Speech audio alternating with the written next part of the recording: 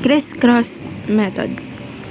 So, dito, sa family 1, mayroon silang plus 1 na charge, plus 2 na charge, negative 5 na charge, negative 4, negative 3, negative 2, negative 1. Okay? Yun yung charge nila. Kasi, ano yan eh? Ano sila? Ito, group 3. So, group 3, diba? 8. 8 yung octet rule. Dapat yung last na shell nila is may 8 na electrons. So, 8 minus 3, 5. 5 electrons yung kailangan ng nasa group na to para ma-follow nila yung octet rule. So, dito tayo. Unahin natin yung sa binary compounds or gawa siya sa monoatomic ions.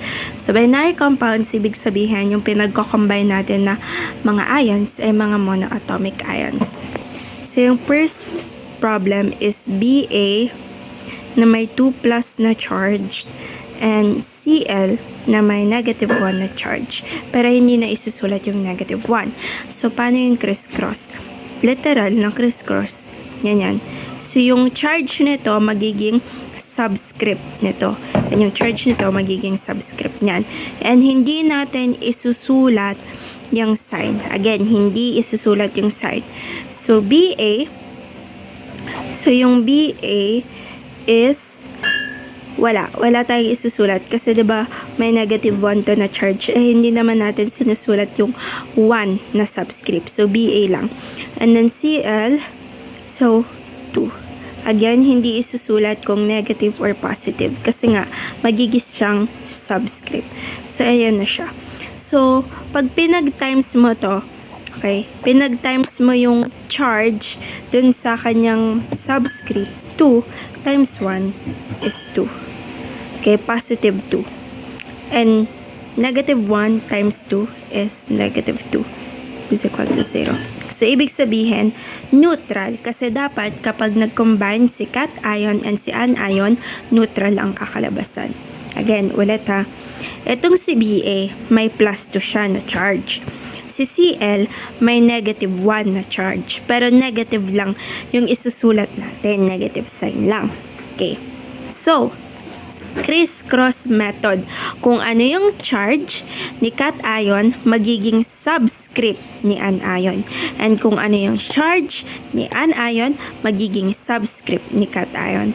So, kung yung Cl is negative 1, so yung subscript ni Ba is 1 lang. Pero hindi na natin siya isusulat. And again, hindi isasama yung sign. Hindi isasama yung positive or negative sign. Okay? Next, so si Ba na may plus 2 na charge, ibig sabihin, yung magiging subscript ni Cl is 2. Hindi isasama yung plus or minus. So, kapag pinag-times mo itong charge ni Ba noon, yung charge ni Ba noon na 2 plus, or plus 2, and yung subscript niya na 1, may imaginary subscript tayo na 1, no? So, magiging positive 2. And ito naman, pag pinag-times natin, negative 2. 0. Neutral. Okay, so, ganyan yung example ng sa mga binary compounds. Pero, paano naman sa mga polyatomic na mga ions? Polyatomic ions are like molecules na may charge. Yun lang yun. Molecules na may charge. Isipin mo carbon dioxide na may charge. Ganun. Or carbon dioxide na ion. Ganun yung polyatomic ions. So, for example, meron tayong Ca na merong 2 plus na charge. And meron tayong NO3. Yeah. Na may tag dito, may negative 1 na charge. So, ano magiging itsura niyan? Again, applicable ang crisscross method. So, crisscross. So, yung Ca natin, again, dahil negative 1 yung charge nito, dahil negative 1, wala tayong ilalagay. Parang understood na may 1 na subscript dyan. And ito, di ba may NO3, may subscript na nakalagay. So, ang gagawin natin, paparenthesis natin yan si NO3. Tapos, iano natin itong C2. Tsaka natin isusulat si 2. Okay? So, ayun.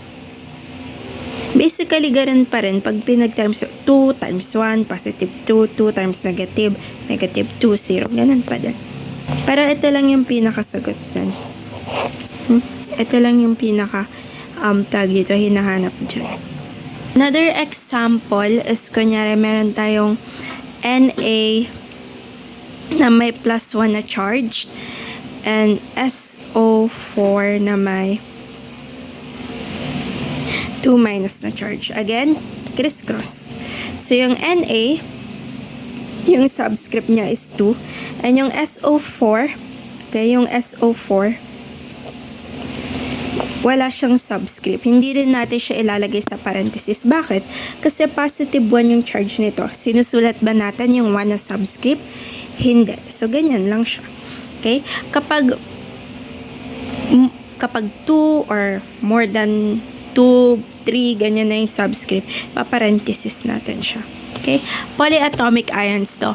So, you don't have to worry kung ano yung ipaparenthesis mo kapag mga binary compounds. Okay? Nagwo-work din to sa mga acids and bases.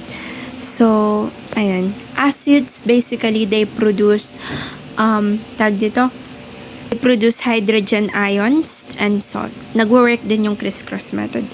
Pero hindi mo naman siya parang mahalata. Basta, parang same lang din dito.